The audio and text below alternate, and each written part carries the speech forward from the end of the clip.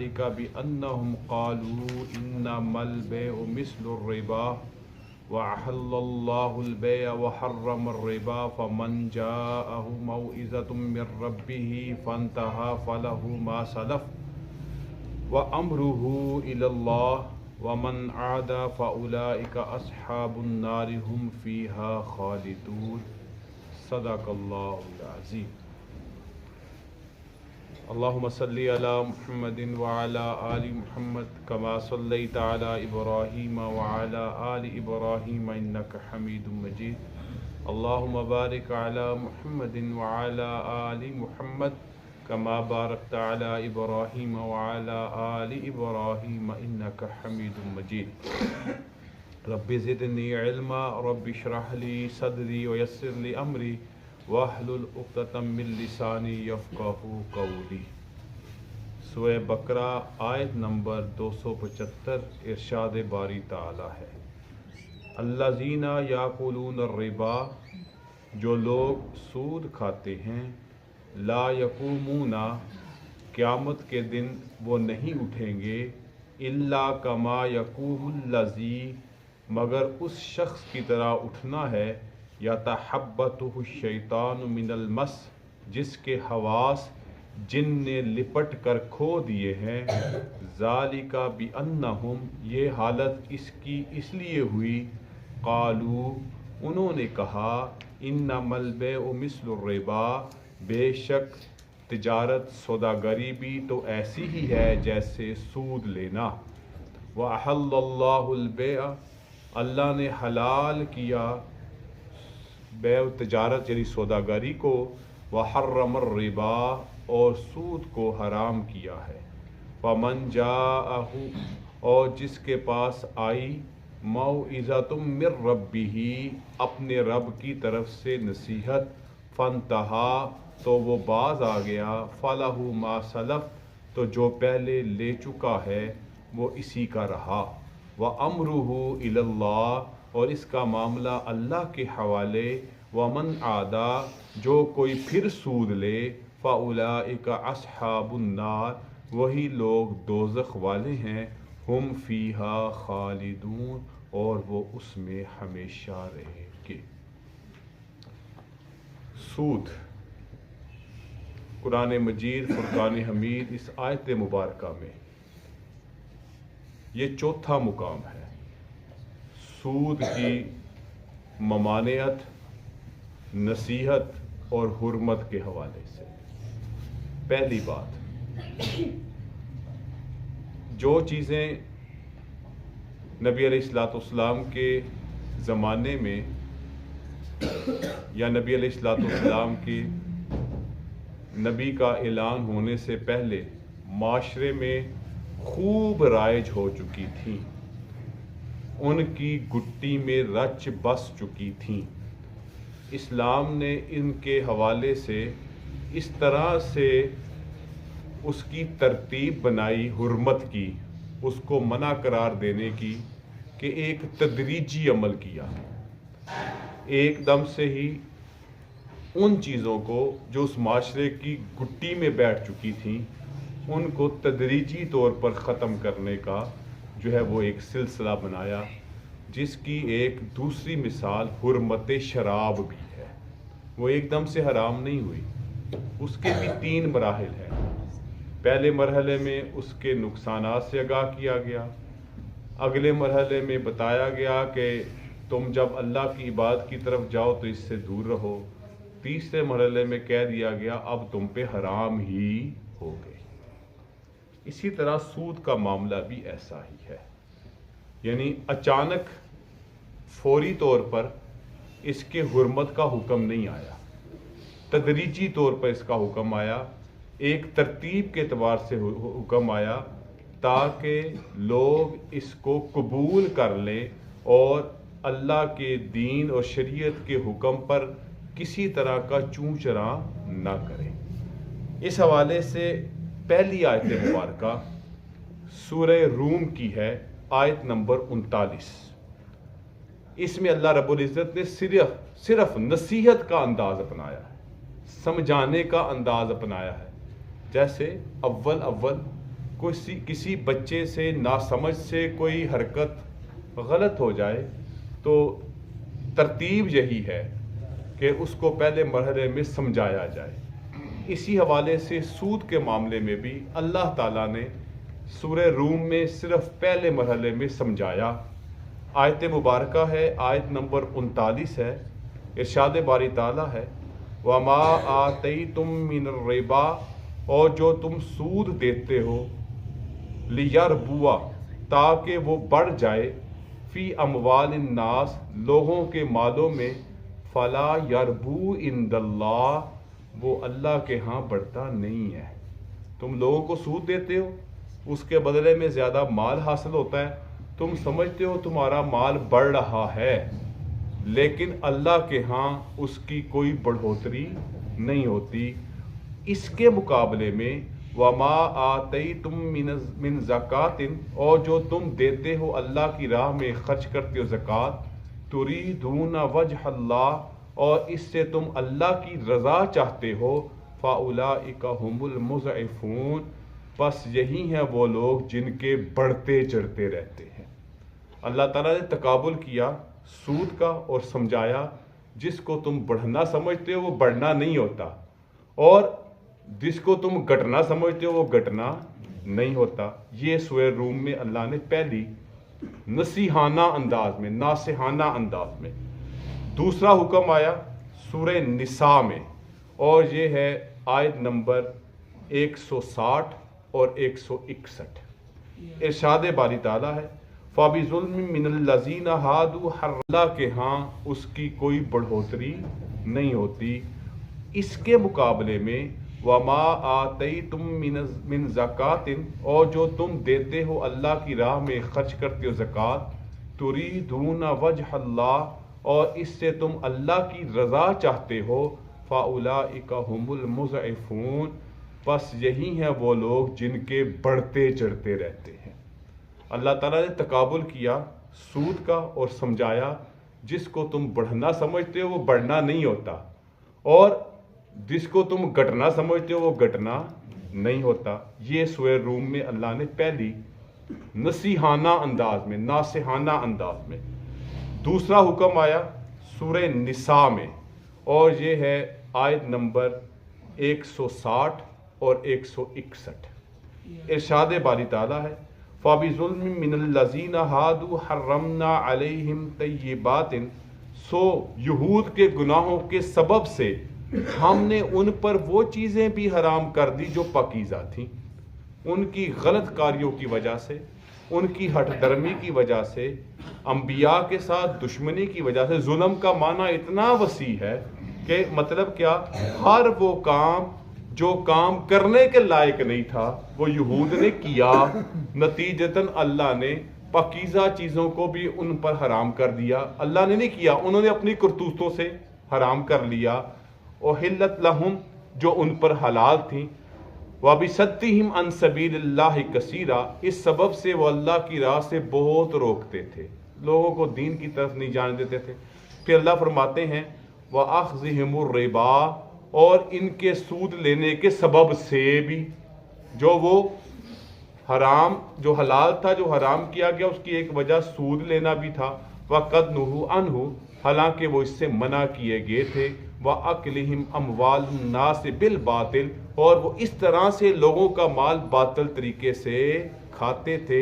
وَأَعْتَدْنَا لِلْكَافِرِينَ مِنْهُمْ عَذَابًا أَلِيمًا، اور ہم نے کافروں کے لیے بہت دردناک عذاب تیار کر رکھا ہے۔ یہاں پر پہلی آیت میں اللہ نے نصیحت فرمائی، دوسری آیت میں اللہ نے ایک قوم کو سامنے رکھ کے مثال کے طور پہ فرمایا۔ ابھی بھی حرمت کی بات نہیں ہے، پہلے ناصحانہ انداز، یہاں پر بتایا وہ کیا کرتے تھے، نتیجہ کیا نکلا، لہٰذا تم جو کر رہے ہو اس کا بھی نتیجہ اچھا نہیں ہوگا۔ اب آ گیا تیسرا موقع، اب ہے سورہ آل عمران اور آیت نمبر ہے 130۔ یہاں پر اللہ تعالیٰ اب واضحتاً اس کی حرمت کا بیان فرما رہے ہیں۔ یا ایھا الذین آمنوا، اے ایمان والو، لا تاکلوا الربا، نہ تم کھاؤ سود، अज़आफ़ मुज़ाफ़ा, बढ़ा चढ़ा के, देते 10 हो लेते 15 हो, देते 10 हो लेते 20 हो, यानी कि कोई इसकी तुमने हद ही मुतय्यन नहीं की हुई। वत्तकुल्लाह, और अल्लाह से डरो, लअल्लकुम तुफ्लिहून, ताकि तुम छुटकारा पा जाओ, कामयाब हो जाओ। वत्तकुन्नार अल्लती उइद्दत लिल काफिरीन, और इस आग से बचो जो काफरों के लिए तैयार की गई। अब सूरह आले इमरान में वाज़ेहतन इसके हुर्मत का जिक्र आ गया। अब आया चौथा मरहला, और इसका ताल्लुक अल्लाह ने उखरवी सजा के साथ जोड़ दिया। पहले नसीहत फरमाई, दूसरी में मिसाल दी एक कौम यहूद के साथ, तीसरी में अल्लाह ने कहा हलाल नहीं रहा अब हराम हो गया, और चौथी में फरमाया दुनिया तो तबाह होगी ही, तुम्हारी आखिरत भी बचेगी नहीं। और ये आयतें, अच्छा एक और बात यहां पे आप देखेंगे, हुर्मत आ रही है सूरह रूम में, वो जाके 21वें पारे में है। नसीहत आ रही है सूरह रूम में, वो 21वें पारे में है। आगे सूरह निसा में वो 6ठे पारे में है। यहां पर फिर समझाया जा रहा है मिसाल देकर कौम यहूद की। फिर आ गई है हुर्मत आले इमरान में, और फिर सूरह बकरा में। इसमें एक बात जो हमें पता भी है, दोबारा मैं इसको दोहरा देता हूं। एक है कुरान मजीद की वो तरतीब जो नुज़ूली है, नुज़ूल के एतबार से कुरान मजीद और है। जैसे पहली सूरत फातिहा पहली सूरत है, लेकिन नाज़िल होने के एतबार से पहली कौन सी है? सूरह इकरा की पहली 5 आयतें हैं। नुज़ूल होल है, और जहां पे तिलावत की तरतीब और है।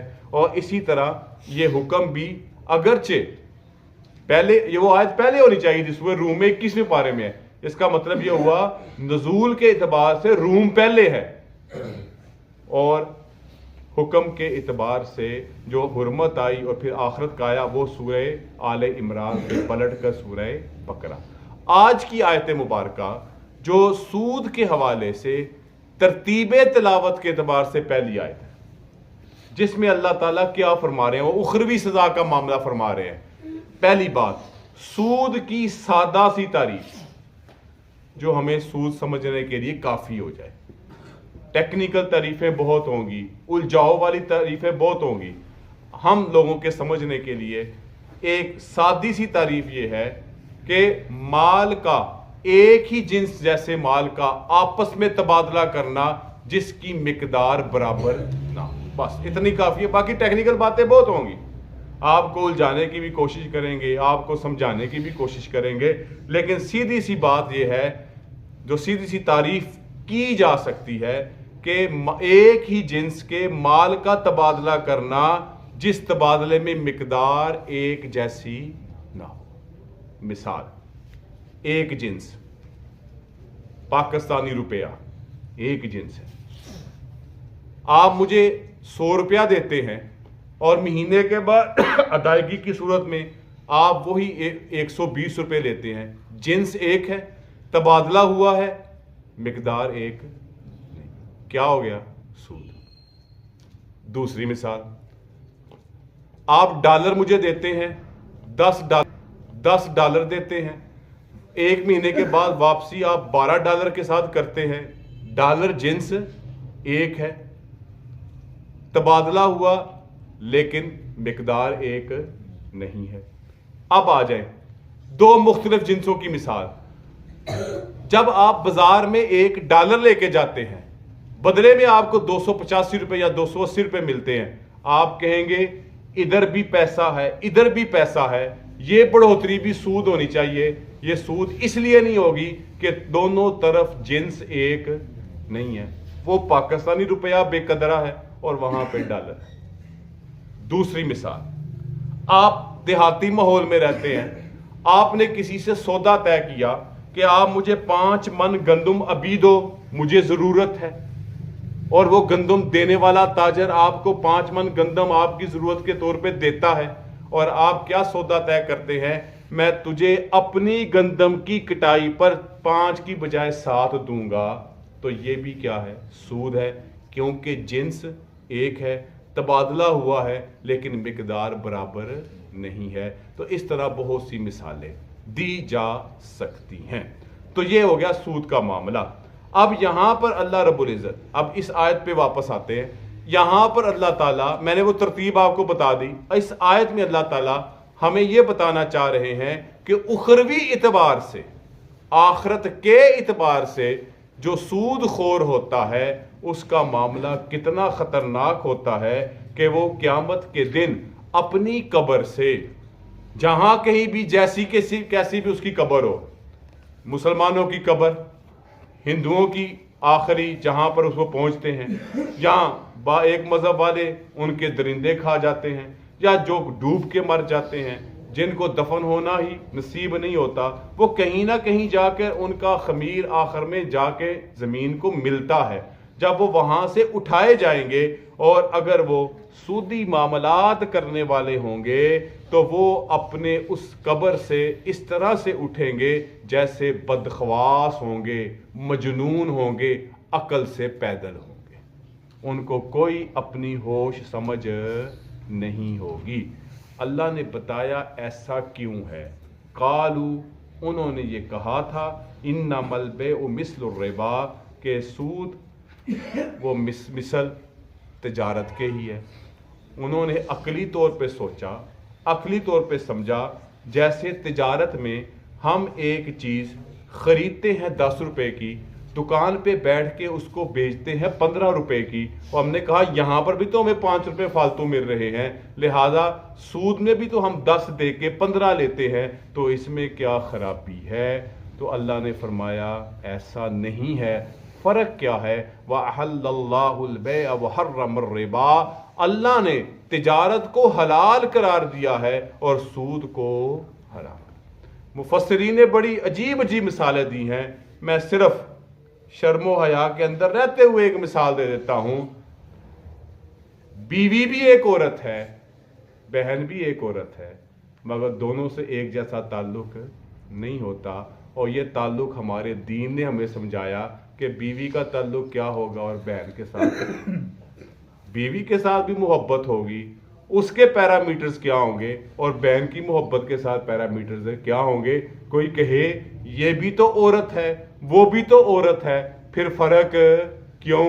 جب اللہ نے فرق رکھ دیا تو پھر انسان کی عقل اس فرق کے ترازو پر اپنے فیصلے اور اپنے قانون نہیں بنا سکتی۔